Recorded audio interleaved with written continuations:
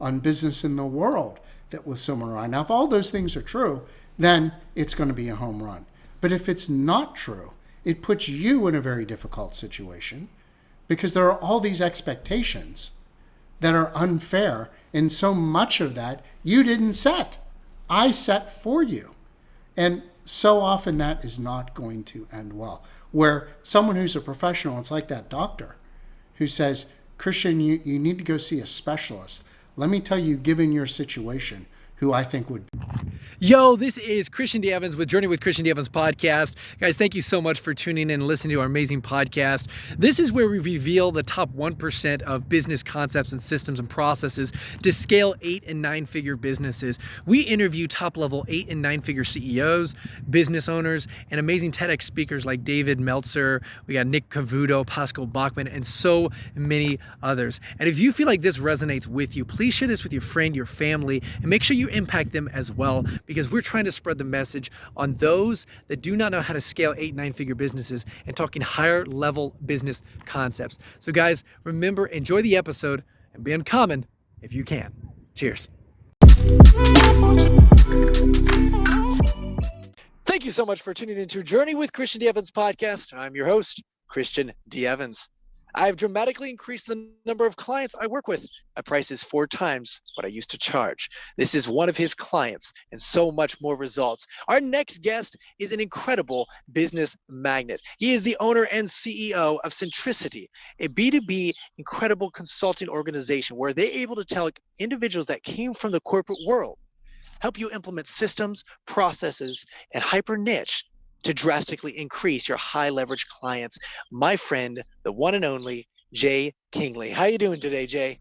Christian, such a real pleasure to be with you today. Well, hey, I'm really excited about having this conversation because, like I mentioned in the intro very quickly, but very small, you've been able to produce incredible results very, very quickly for a lot of your clients. And what I found so interesting is your simplified approach. And so many people definitely coming from corporate world, and what we were talking a little bit before on our podcast is so many people, they come from the corporate, they're used to a paycheck, and then they come over here, they have the skills, but they don't know how to market, they don't know how to sell, they don't know how to build operations, the system. They don't know how to do all the things that they were managing. So I'd love to get your response, Jay, when they're what are the proper hurdles that people should be aware of when they're making that transition, as well as certain red flags of like, hey, I can do this and I can definitely conquer this? Christian, there's a number of things which I think are different when you move out of the corporate world and become your own boss. Here's my first thing that I think surprises a lot of people. So when you're done with your day and you've chilled out in the evening, you're getting ready for bed, you're in your bathroom brushing your teeth and getting ready to call it a day, and you look in the mirror and you do a little eval on how the day went. And you're going to look at that person and you're going to say, you crushed it today. Keep up the good work. Or you're going to say, you need to get your act together. And that person that you're talking to, of course, is yourself. You own it. You're accountable. A lot of people, when they're in the corporate world, they're used to sniping from the sidelines. Why doesn't management do this? Why doesn't the company do Y? I know better. Well, now you have no excuses. It is all you. The second thing I think is a challenge for people is it's lonely. When you're in the corporate world, you've got colleagues, you've got all sorts of people that you know, and it gives you this great support structure. When you go out and you hang out your own shingle, it's just you and only you. And I even joke sometimes, even your spouse will say to you at the end of your day, how was it, honey? And they just want to hear it was fine. The last thing they want to hear is all your drama because they have their own. So that is a big shock. And of course, the third thing, which I think speaks directly to what you're talking about, one of the clients that we work with has this great saying, which is, I've never met anyone who started a business because they are good at business. So people tend to go into business because they love what they can do for their clients. They love the impact they can make. And it only dawns on them later that delivering the service does not make what you do a business. You have to get clients. You have to do your sales and marketing. You have to keep your books and records. You have got to do your bookkeeping and accounting. You've got to have infrastructure, so some IT. You got to set up the right legal structure. All that stuff of what it means to take an idea, take something that you love to do, and turn it into business. And I think those are the three things that surprise people the most. Well, and that's one of the things that I found so interesting is because so many individuals, definitely in the corporate world, and I don't have many friends in the corporate world, but what I've noticed is that they come in and say, hey, you know what? All I need is just two clients pay me 100 G's, and man, I'm making more, and I can work less, right? And that's wonderful. But just like you said, there are certain things that they are not aware of that they should be very, very cognizant when they make that transition.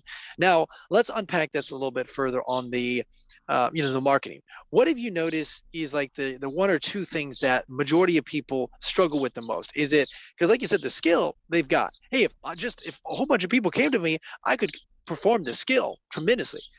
But is it the marketing? Is it acquisition of new clients, or is it the operations and producing that scale and scaling?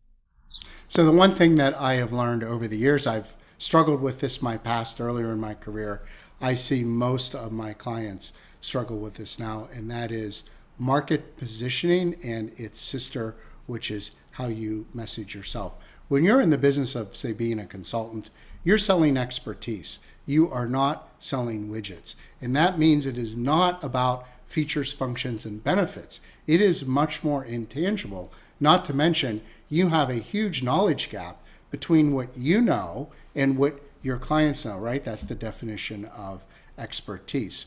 So the old rule of thumb is this, is that if you can absolutely pinpoint your market positioning, and all market positioning is how you want the market to perceive you vis-a-vis your competitors for the things that you can make an impact on in terms of their business. A really simple definition of market positioning.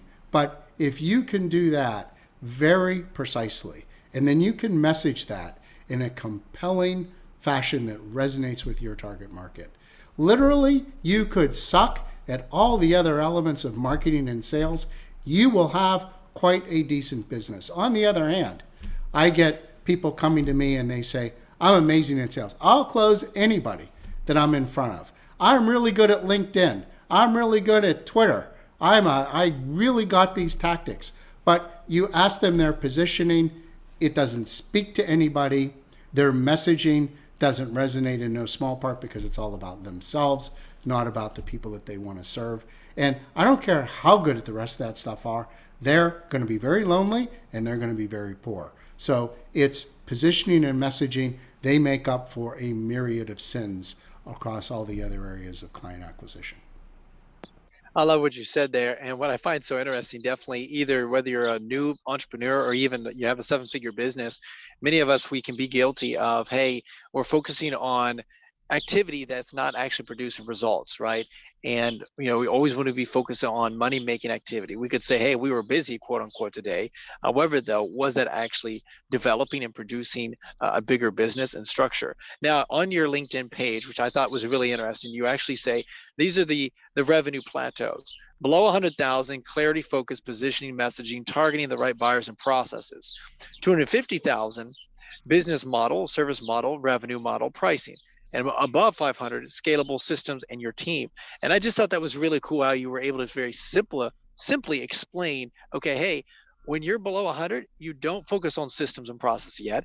You got to identify where you're at, and then focus on those fundamental things that are needed to get you to that next level. I know.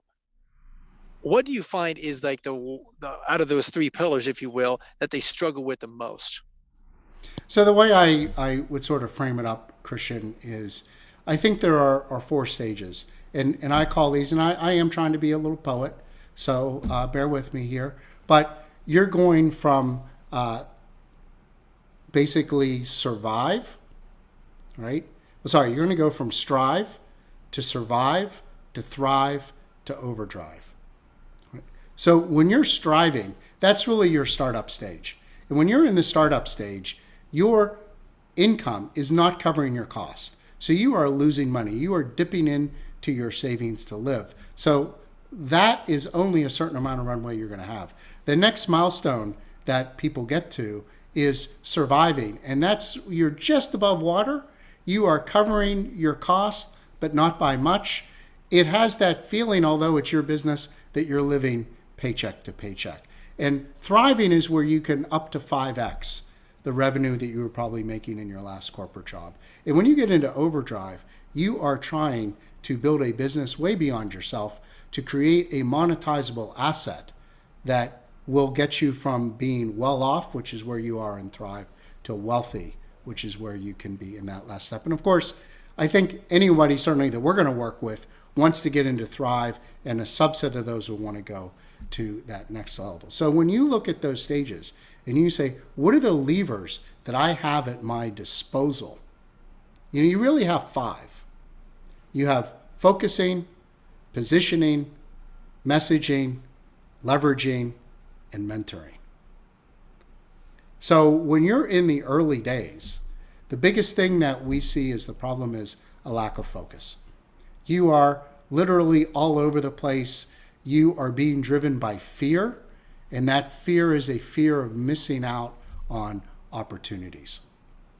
So it's very hard for people to realize that the more they focus, the more successful they'll be.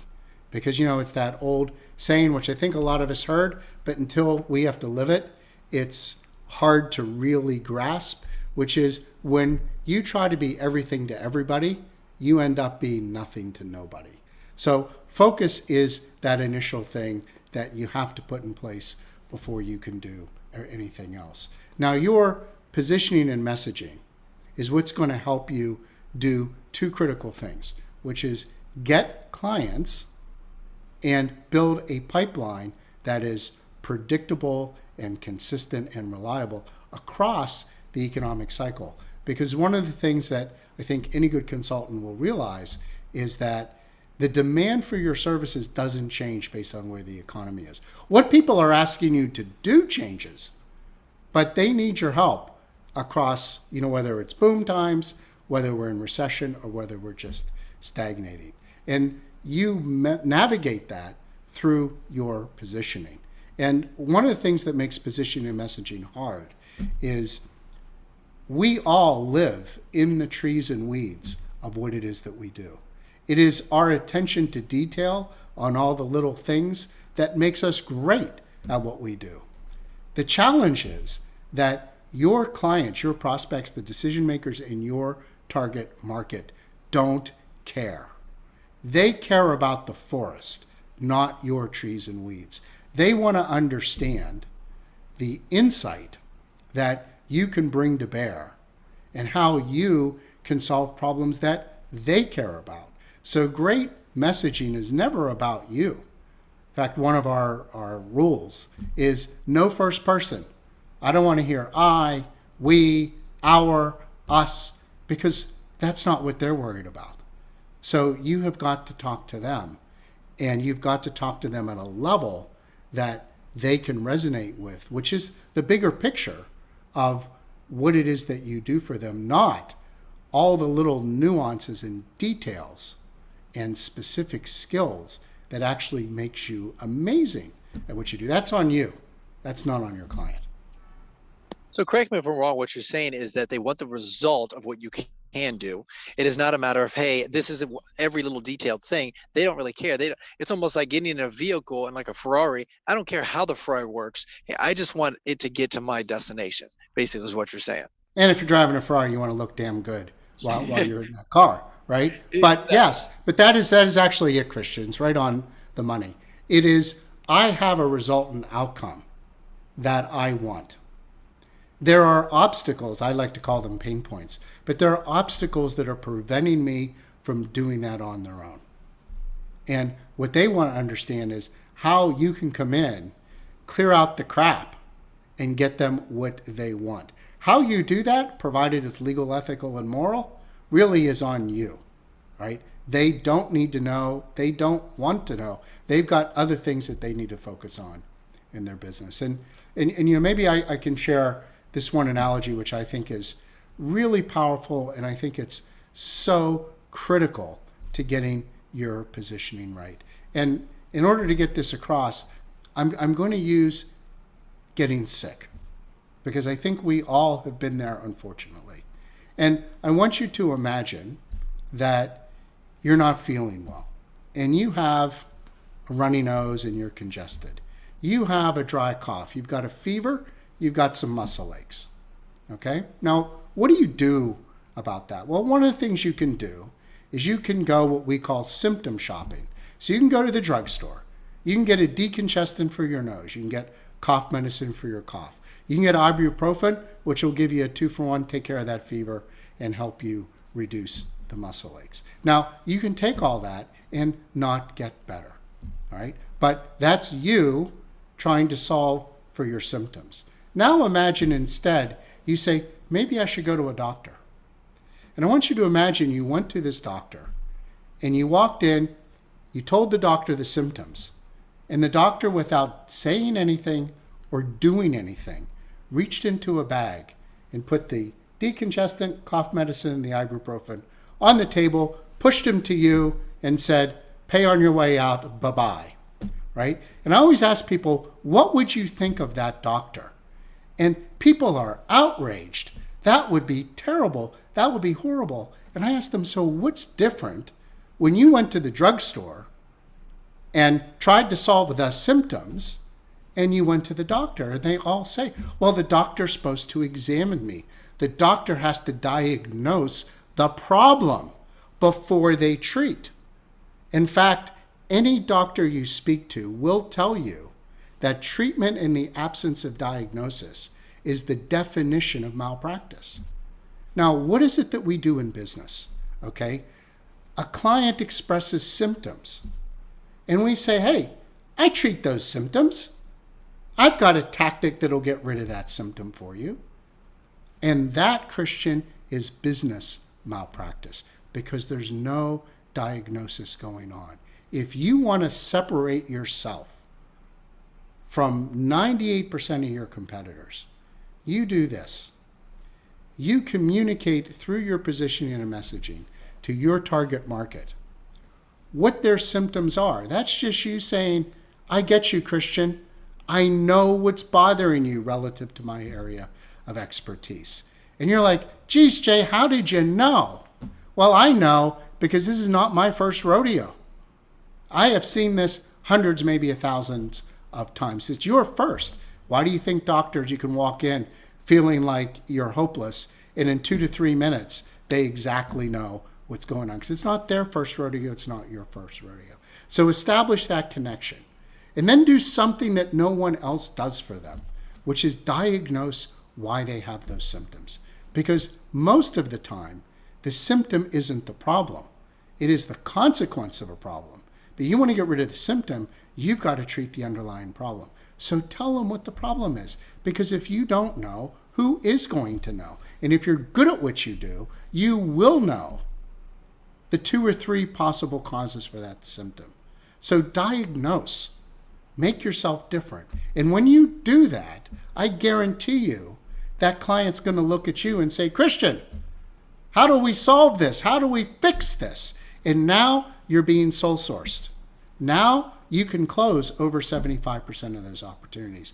And now you can get a big price premium. I don't know, 25%, maybe even more relative to all your competitors, because they are not, your client is not seeing you like everyone else. They are seeing you totally different. That category of one, not a category of 1,000.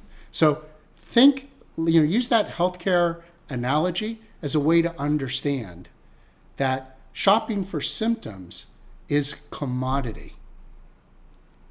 You want to be value added, get premium prices, be like the doctor. Diagnose first.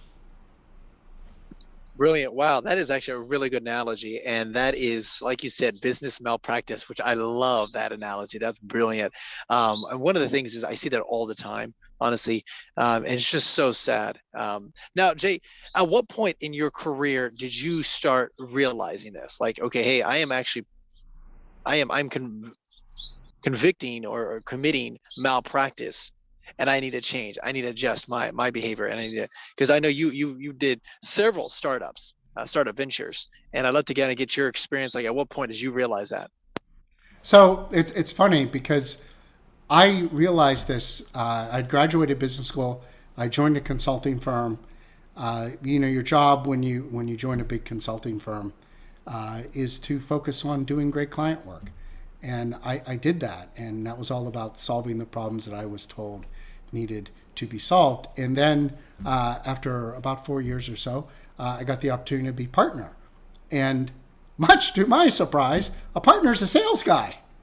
They're not solving problems anymore. They're bringing in the work. And I looked at how everybody else was doing it, because in the professional services world, so much of life is monkey see, monkey do. You're not getting training. You've never received training in this. You didn't get it at business school. You didn't get on the job. They don't really bring in a lot of outsiders who really know what they're doing. So you look around, you say, what's everyone else doing? And the truth was, I could not do what most everyone else is doing, which was whining and dining and entertaining and just taking clients out for a good time on your credit card so it wouldn't be on their credit card. And I'll let your imagination fill in the details of what some of those things might have been. It just wasn't who I was.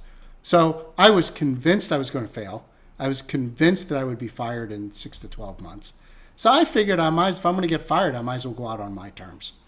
So I did what I was comfortable with, which is I went back to thinking about client problems.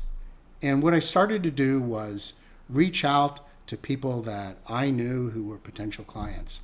And on the back of a lot of research and deep thought, I would say to them, hey, are you aware of, did you hear of, what are you thinking about? And I would give them my point of view. In other words, the symptom and the diagnosis and what I thought the treatment was.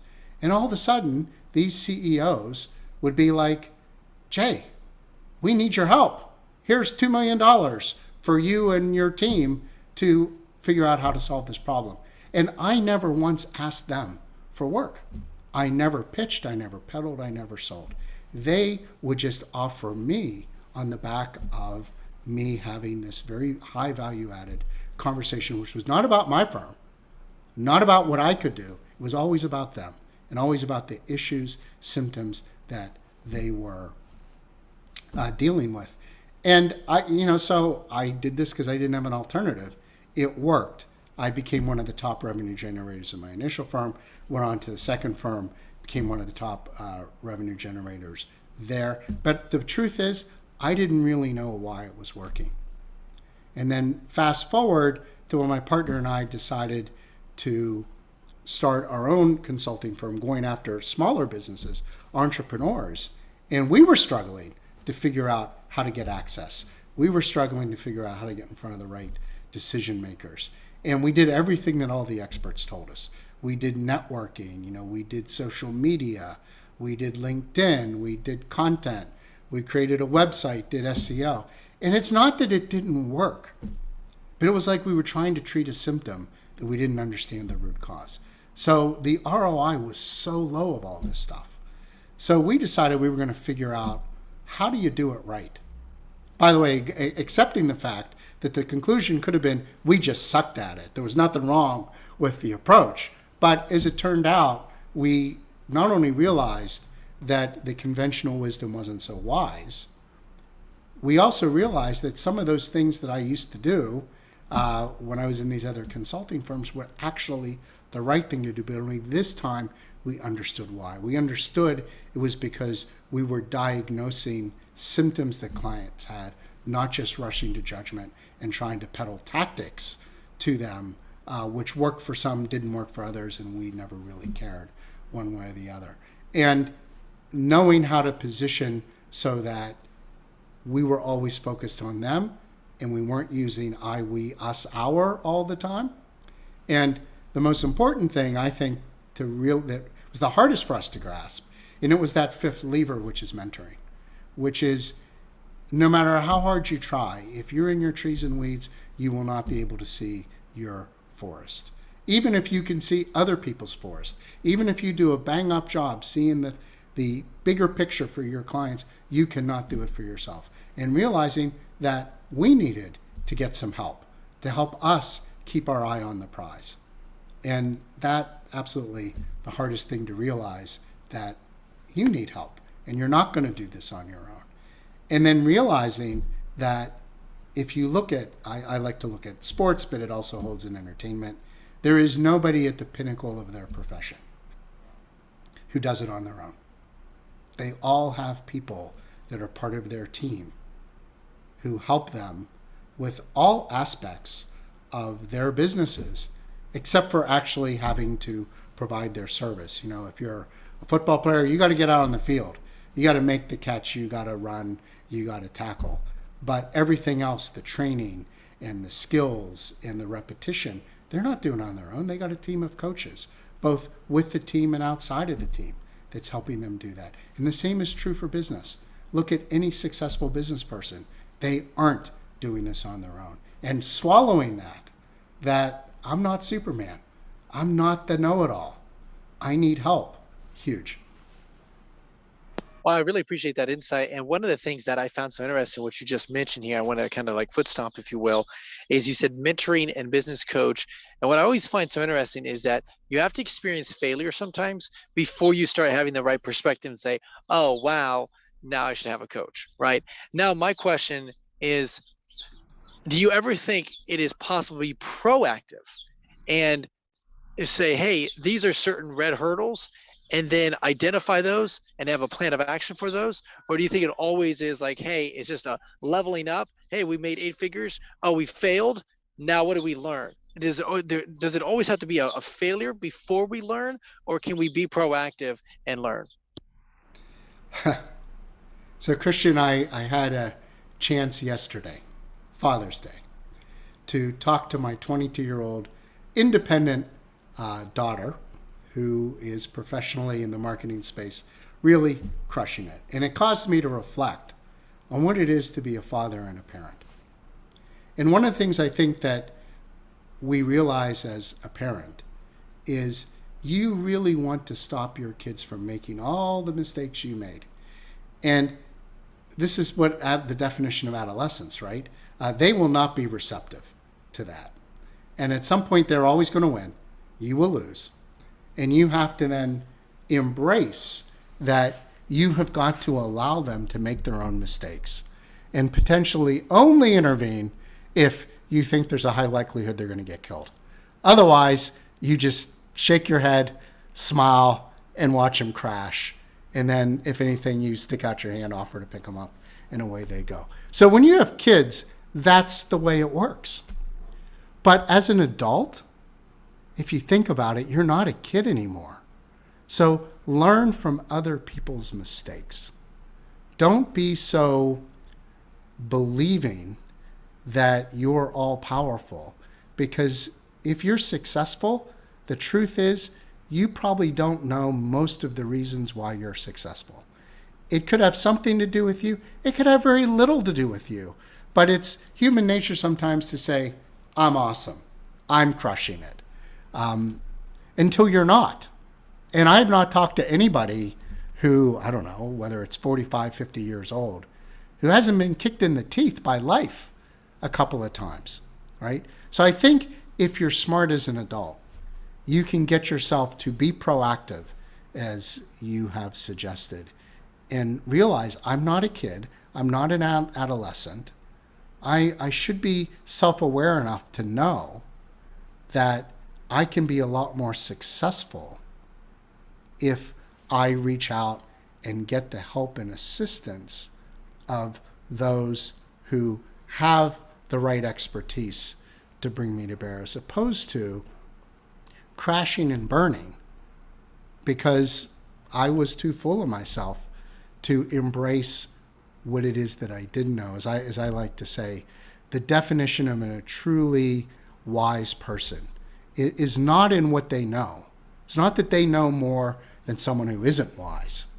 It's they are much more self-aware of what they don't know, and they are going out to get the assistance and help from people who know better than them. It is like Sir Isaac Newton's very famous quote, "If I have achieved greatness, it is because I have stood on the shoulders of those who came before me." And that's what the most successful people do. It's all proactive. Definitely, definitely. And honestly, I love that perspective. Holy shoot, that was some good wisdom, Jay. Definitely coming from off of a Father's Day weekend. That was awesome. And also, one of the things that I always found very interesting is just like what you were saying there with your kids, some of your closest family members and so forth, they won't respect you. You may have a client really doesn't know you, but they pay 50, 60, $100,000 just for your consultation. But your daughter or your whoever, right? Fill in the blank won't come up to you and ask you certain things, right? And of course, to have wisdom, you say, hey, you know what? I'm not going to share. I'm not going to just push all this stuff on them because they're not interested. They're not in a teachable spirit. They're not a humble spirit. They're not learning. They're not asking questions. So it's a waste of my time. I'd rather spend my time and energy on someone else over here that's actually wanting to learn. And like you said, sometimes that is the toughest because you love them the most, the ones that are closest to you. Now, let's walk around to mentorship, mentoring. Um, have you ever been in a situation where you actually disagreed with your mentor and it was for the benefit? Well, absolutely. I think a great mentor tries to teach you how to think, not what to think. And a great mentor will challenge your thinking and your thought process. And sometimes they do that by, playing the old devil's advocate. They will take a position to try to get you to really think it through. Because if you don't think it through, you'll never fully embrace it. And then you'll never do what you need to do to get yourself there. So one of the things that I have learned, and by the way, all my learnings, scars all over my back and body, right, with those lessons. But one of the things that I have learned is you don't just debate or agree or disagree with this is what you need to do. You've got to understand why. Why does this person that you're working with, why do they think that way? Right? What in their experience, in their perspective, has led them to this conclusion that they are sharing with you? And then understanding is the situations that they're talking about, is it similar to yours or is it very different to yours? Now, just to sort of hit this in a little bit of a tangential way, a lot of what we do for our clients is create channels that get them, if you will, referrals, right? That's always the holy grail, right? I don't need to do any marketing. It's all word of mouth. It's all referrals. But I always ask people, are the referrals you're getting from clients or from other professionals? And there's a world of difference between those two. The biggest problem, and I'm not a fan of customer referrals, believe it or not, because the biggest issue that you have is I tell somebody I know to go work with you, Christian. And yet, and I tell them how amazing you were. And that was true for me. But here's the real question. Is it true for them? Do they have the situation that's similar to mine? Do they have a personality that's similar to mine? Do they have an outlook on business in the world that was similar to mine? Now, if all those things are true, then it's going to be a home run. But if it's not true, it puts you in a very difficult situation because there are all these expectations that are unfair, and so much of that you didn't set. I set for you. And so often that is not going to end well. Where someone who's a professional, it's like that doctor who says, Christian, you need to go see a specialist. Let me tell you, given your situation, who I think would be best for you, as opposed to going to a buddy who says, yeah, I went to this orthopedic guy. He was amazing. But he had a shoulder issue. You have a knee issue. They're not the same joint. Right? But as amateurs, you don't think about that. Where a true professional understands your situation, understands the landscape of others who are also professional to be able to connect you for the right reasons. It's really the same as a great mentor, is you've got to understand the thought process, how to think. And that is a much greater gift than simply working with someone who says, do this, don't do this, and I don't really care if you understand why, just listen to what I say. To me, that's not a mentor. Well, out of all the perspectives, I appreciate that perspective the most, Jay, because I've had individuals on our podcast, and I disagree with them because, it's not that you should listen to your mentor every step of the way, right? Sometimes they just give a different perspective, and that's good, and that's the whole goal. Sometimes you do have to go your own path, and it's not that you disrespect that mentor; you respect them, but obviously you just respectfully disagree and decide to do something else. And I've heard numerous mentor individuals, you like Steve Jobs, numerous times where he pulled away from a lot of his mentors and went his own path, and obviously has been able to produce incredible results and so forth.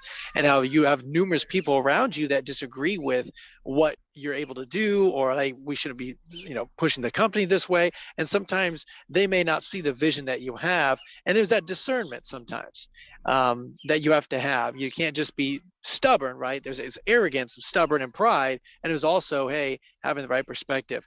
Do you want to add anything into that? Yeah, absolutely. So there is a gift that a great mentor will do when this happens. And the gift is getting you to think. And when you conclude, no, I was on the right path, there is something that should be fundamentally different having had that interaction, which is about your level of confidence. I mean, I was going down a path. I'm pretty sure this is the right path. I debate it with my mentor. My mentor, at least as far as I can tell, disagrees with me. But because we debated it, because I took time to reflect and think about this different perspective, now when I say, no, I was on the right course to begin with, my level of confidence ought to be so much higher, and so much of successful implementation comes from confidence. It's not, oh, you did the right thing. It's how confident were you that it was the right thing.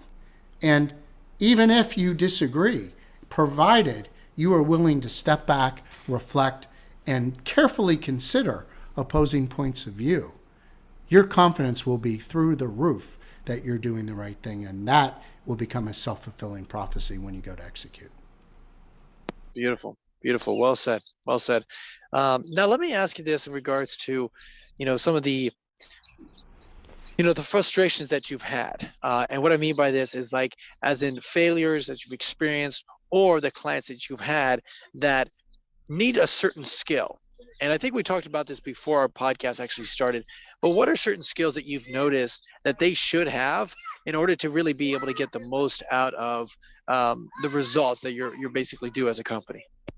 So the one thing that they have to have is they have to be good to great at what they do. I'm not going to teach someone their business. And if they're not capable of doing that to a high level, then they shouldn't be doing it at all. So they have got to come with that. And it doesn't mean they don't get better over time, but there's a threshold level of competence that you've got to be even to get started. So I would say that is the first and most important thing that they have to bring to the table.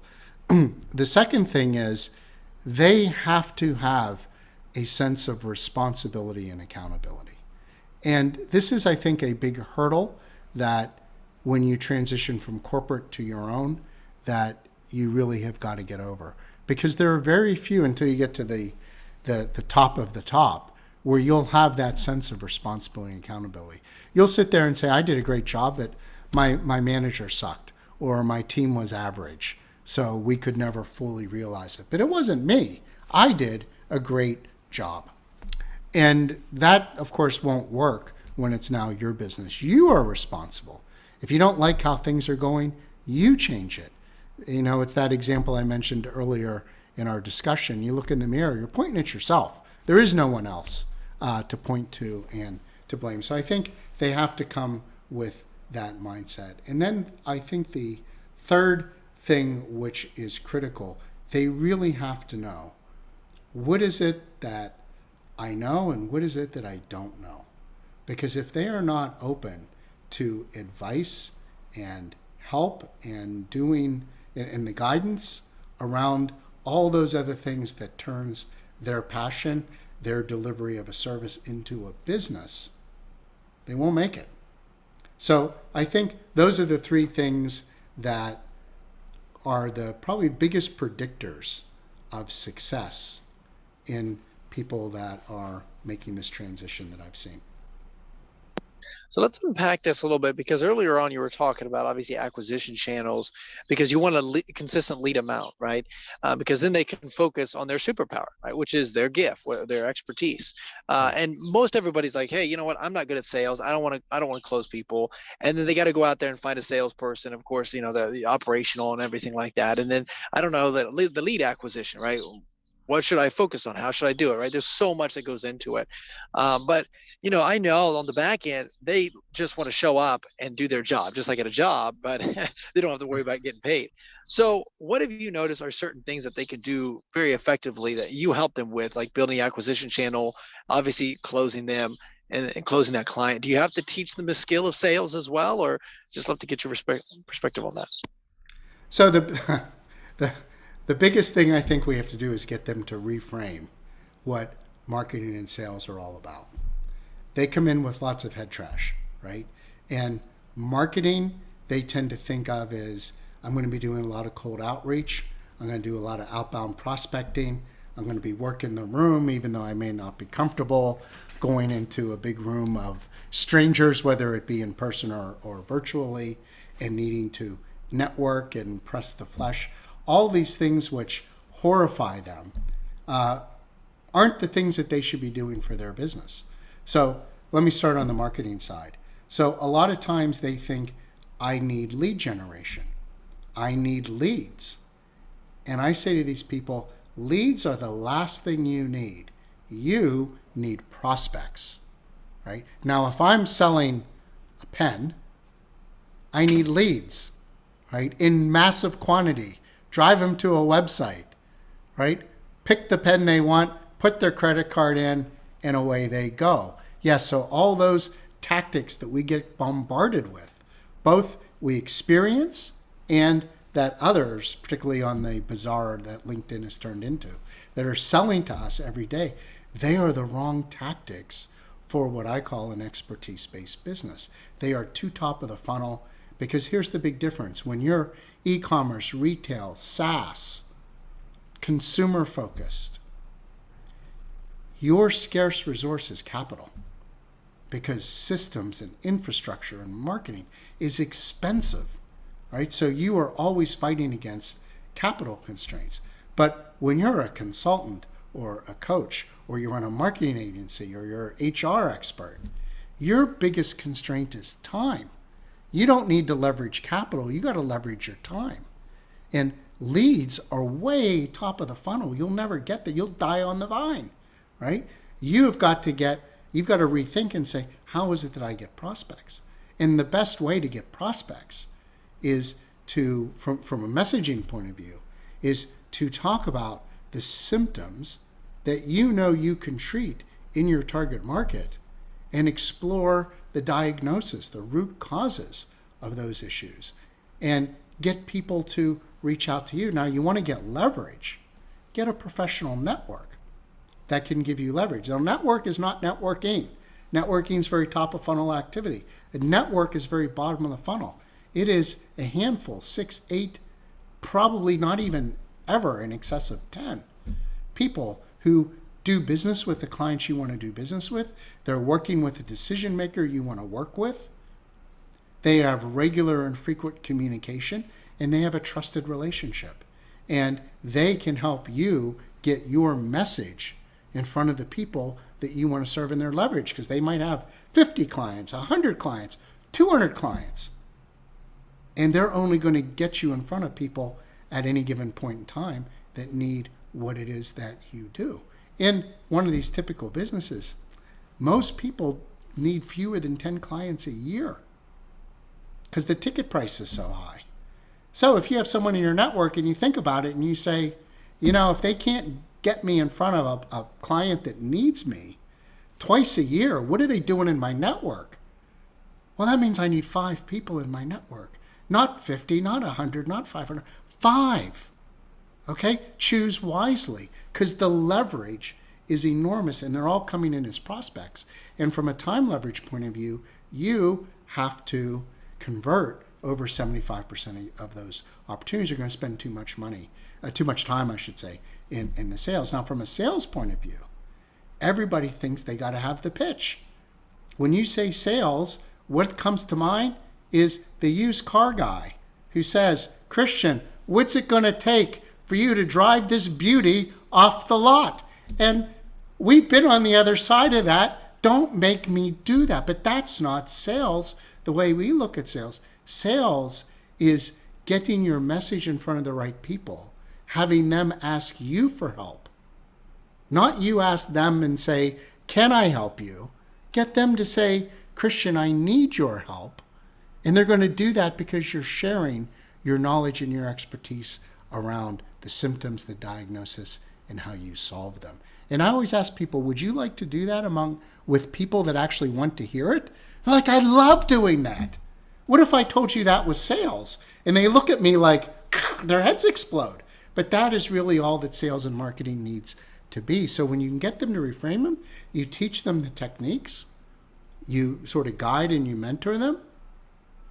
All of a sudden, this isn't the grind. It's not the hustle that leads to burnout. This is sort of fun because you're leveraging why they went into their business the first time, and flip it around, get the people that need what you do to ask you for your help. Get out of the thought process where you're always pitching, peddling, and selling. That's really good insight, Jay. And that is such massive misconception, definitely when it comes to sales. And I appreciate you just kind of reiterating that, because that's what I see a lot of times. It's just, oh, I have to have this script. I have to learn these sales skills. I have to do this. And there's a lot of those things that are misconceptions, but it's just a value add. It's just having a conversation. You build a relationship. They feel comfortable. You feel comfortable, and boom, hey, let's work together. I feel like there's gonna be some cool synergy, right? Now, Jay, what other misconceptions do you find a lot of consultants have when they, whether it's marketing, sales on the front end, whether it's on the back end, maybe it's just like systems operations? What other misconceptions do they have? Well, I think they all fall under the bucket of doing what you do, your passion, your service delivery, working with clients, does not make this a business.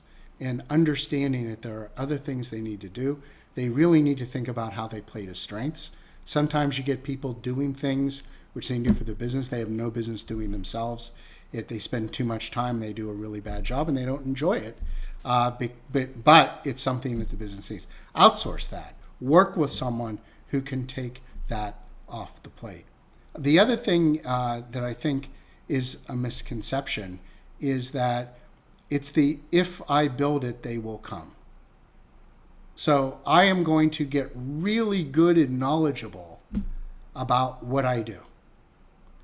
And some of these people, like I see them, they're active on LinkedIn, and what they'll say is, I'm educating people. Well, no, because you're making this all about you. You're not doing the translation into how it makes a difference for the people that you want to serve. And I learned this many years ago. I had this amazing opportunity to go on a photographic safari in Africa, in Kenya. And one of the things that I found stunning in my 2 weeks on safari was how lazy animals are. You can get a pride of lions attack a herd of zebras. They're only going to kill the weakest zebra in the entire pack because it's the least amount of work, right? And you know what? We're part of that animal kingdom. So when you ask your clients, your prospects, to do a lot of the work, to make the translation, figure out how my genius can be put to good use for you, they're not going to do that. You're asking them to do the work that you should be doing. So it is really understanding that you have got to position and message in a way that makes it easy for your clients to do business with you, not where you say, well, I'm so amazing, I just don't understand why I'm not fully booked with a pipeline that's 2 years out. Well, what I'm noticing in the industry is that, you have Gary Vee over here saying one thing, add value, post, push out, blah, blah, blah. You have another marketer over here telling you another thing. And then what happens is it becomes convoluted. And what I've noticed is any strategy will work, over a long enough time horizon. But if you keep changing that strategy 1,000 different times, it will not work. And we're wondering now, that could either be acquisition on the front end, that could be you're running a $500,000 business, but for some odd reason you're just spent, whatever it is, right? And that's one of the reasons why looping back to a business coach and having that wisdom, having that discernment of one mentor, one perspective coming in and feeding into you, and ignoring the rest is very valuable, because what happens is it's a very custom approach. You're not talking to Gary Vee, or you're not talking to Billy Bob, you're not talking to Alfred. You only have Jeffrey feeding into you, and you have that one direct perspective. And I appreciate you sharing that, because there's a lot of misconceptions that happen. Whether it prevents them from moving over, or they obviously, in anything, there's more to the business structure than they anticipate. And naturally, there's that ignorance, right? And because of that ignorance, oh yeah, this is going to be easy, this is going to be wonderful, when they realize how difficult it is or will be.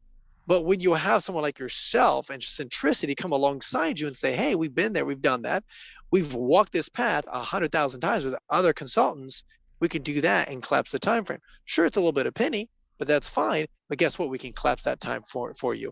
Would you like to share? I see you Yeah. want to go ahead and Yeah, add. Christian, I just want to say you said something that was so insightful. I don't want it to get lost. All right. So you used the word customize. So we have a situation. We have two clients that actually bought the same franchise. So what it is that they're offering is identical. And yet, if you met one and then the other, you would never know it, because everything must get customized. There are two major dimensions on which customization has to occur. One is your background, your journey, your expertise is different than others who do what you do. So because of that, if you don't leverage what makes you unique, what an opportunity you're missing out on. But there's another dimension, which is your personality. So I talked to a woman, she owned a marketing agency, and she says to me, I just joined this program, and it's the $1 million whatever, right? They're going to get me to $1 million, and it's tried and true. And I said, well, how you doing? How long you been in it? Almost a year. Well, how you doing? Well, I'm still waiting to get my first dollar of revenue from it. Oh, what's wrong? Well, it's my fault. You see, it's all my fault, because the program works because they've told me that. And they've got all these testimonials for whom it worked. And I'm like, well, what do you think the blockage is? She says, well, the whole program is based on cold outreach. You got to do a certain number of cold calls every day. And I'm like, and? She says, I hate cold calls. I can't do it. It's just not me. And she can't see it, that yes, this is a tactic that could work if your personality was such that you'd be all in to do it. But her personality would not allow her to do it. That didn't make her good or bad. It just meant that that tactic that these guys were selling was inappropriate for her, because they're selling a one size fits all. And they can always talk about the wins, the testimonials, the people who will rave. But this gets back to what I was saying earlier about the problem with client referrals is, well, is that situation really my situation? So that approach of where she has to do a lot of cold outreach is never, ever going to work for her. So you've got to take what should be pretty robust principles, but you have to customize it for the background and the experience and expertise, but also personality.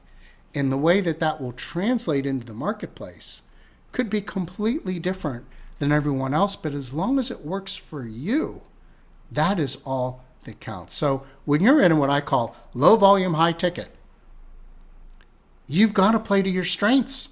You can't be doing things that work in theory, but will never work for you. Wow, that is really, really good insight, because that literally saves you hundreds upon hundreds of hours of going down the wrong path and having to pivot and having to pivot. And you're wondering why this just, and you got to find something that aligns with you. I love that. Now, Jay, because I do know that you do, like you mentioned, at Centricity, a lot of customization, right? Being able to say, hey, you know what, we're going to customize, even though we've done this 100 times. Hey, we're going to customize this approach according to you, according to your superpowers and stuff like that. So kind of walk me through, when you're working with a client of yours, how do you do that? What do you customize? What does that look like? How do you get your team all on board to say, hey, we're going to readjust the outreach or the modification or this or that, or the systems, the processes, Right. just for the way you position yourself? So it starts with understanding there is a robust framework. We have the 5 levers. We know those are the levers that are mostly what people need to do. We understand what their expertise is. So we understand that this has to be about the marketplace, not per se about them. It's about how do you match up to where the demand is in the marketplace. You're not going to change where the market is. You've got to figure out how you fit into that. The way we do the customization is every client that we work with gets a one-on-one consulting session every week with either myself or my business partner. And it's not something that we delegate. And in that one-to-one is where all the customization happens. It's where we're understanding their personality, their expertise, their background, going into this framework that works based on deep understanding of psychology, because at the end of the day, this is all about people. The truth is it's mostly about emotions, because emotions are why people act or not act. You got to make the objective argument, but they'll never act on it unless you can get to them emotionally. And then understanding it gets back to that focus. So where are you going to focus where your personality and your expertise is a natural fit for what those people are looking for? And when you align that, it's like gears that finally click into place. Now the engine can get going because your gears have meshed, as opposed to the gears aren't meshing and all you're hearing is grinding and grinding and grinding.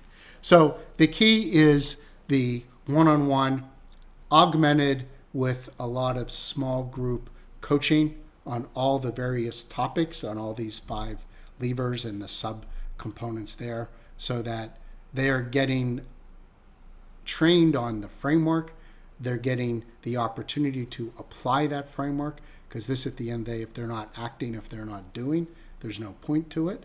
But they're also in those sessions getting to interact with other clients and getting fertilized with other ideas, but never losing the guidance. And sometimes we jump in and say, yeah, what Fred is doing is amazing, but Mary, you're not Fred. It's not going to work for you, right? Where other times you might say, yeah, James has got something here. You should really think about that because you could pull this off.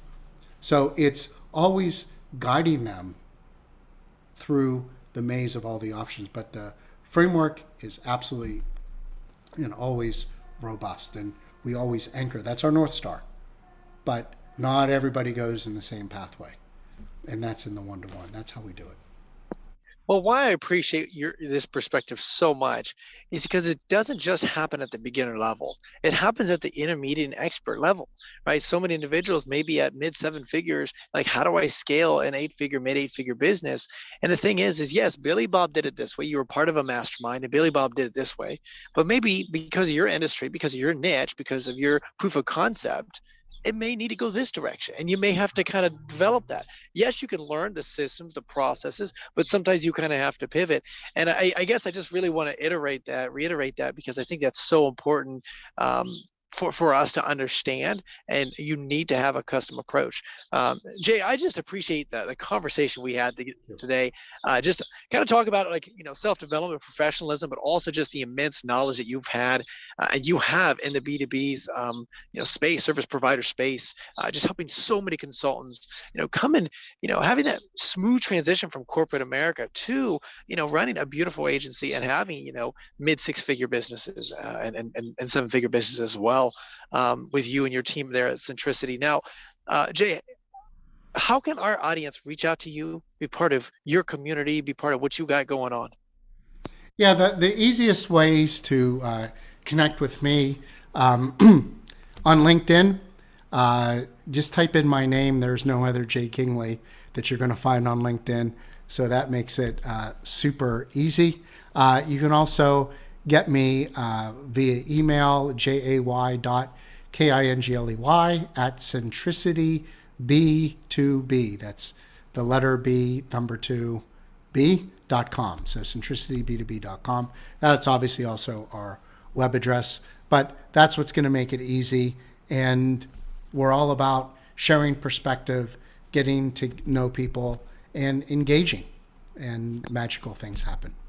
Awesome. And guys, those links will be in the description below. So make sure you stop and literally just go out there and reach out to Jay, because if you're struggling with this and you really need it dialed in, and you've been, quote unquote busy, and you feel like you're moving forward, but you just haven't seen the results. Like one of the individuals he mentioned, I haven't made one penny from this program, this system. Hey, you need Jay's help and you need his business. So make sure you reach out to him. Those links will be in the description below. Now, I know, Jay, you already shared a lot of wisdom, but I always like to ask my guests before you leave, is there any other wisdom that you'd like to share with our audience? The only thing I think I would say is you got to have perseverance.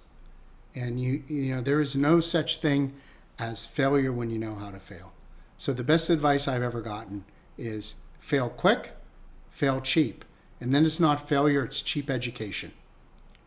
And learn and move forward. The only crime in life is when you keep repeating the same set of mistakes.